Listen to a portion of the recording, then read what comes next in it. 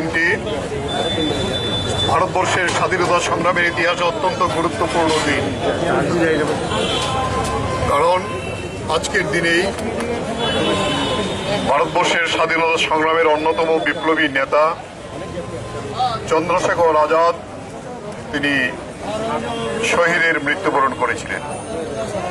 চন্দ্রশেখর আজাদ একেবারে ছোট বয়সেই স্বাধীনতা আন্দোলনে জড়িয়ে পড়েন।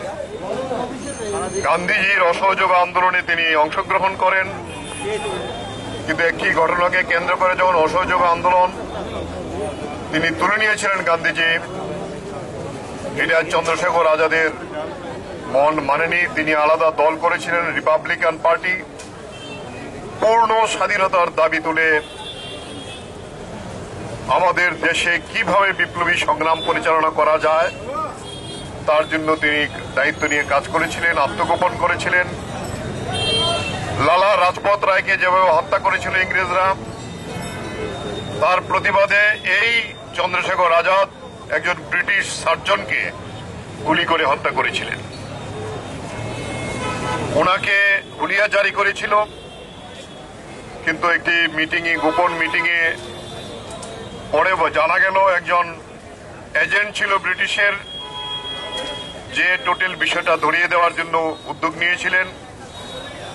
অনেকক্ষণ পুলিশের সঙ্গে ফাইট করেছিলেন, কিন্তু যখন ওনার রিভলভারের গুলি শেষ হয়ে যায়, একটা গুলি থাকতে তিনি ব্রিটিশ পুলিশের হাতে ধরা দেবেন না, তিনি আত্মত্যাগ করেছিলেন নিজের গুলি থেকে এটা করে। এই যে বিরাট একটা সংগ্রামের নেতৃত্ব, ভগৎ সিং যাকে ফলো করতেন, যে তার গুরু বলে আমরা আজকে তার শহীদান দিবস। সন্ত গুরু রবিদাস, যিনি নিম্নবর্গের একজন মানুষের মধ্যে তার জন্মগ্রহণ হয়েছিল, কিন্তু তিনি ধর্মীয় প্রচার করতেন, কিন্তু ব্রাহ্মণ্যবাদের বিরুদ্ধে ওনার একটা বিরাট অবদান আছে।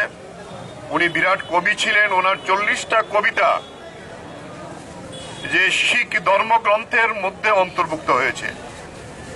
তিনি সংহতির জন্য, ঐক্যের জন্য বিভিন্ন সম্প্রদায়ের তিনি সমাজে এই কাজ করে গেছেন।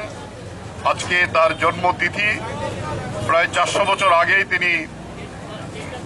ওনার মৃত্যু হয়েছে।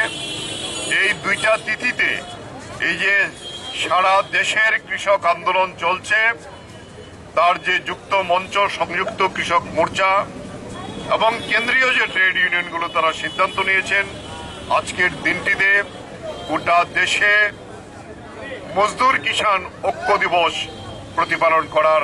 তাই আমরাও আজকে একটা বিরাট যুব মিছিল হবে।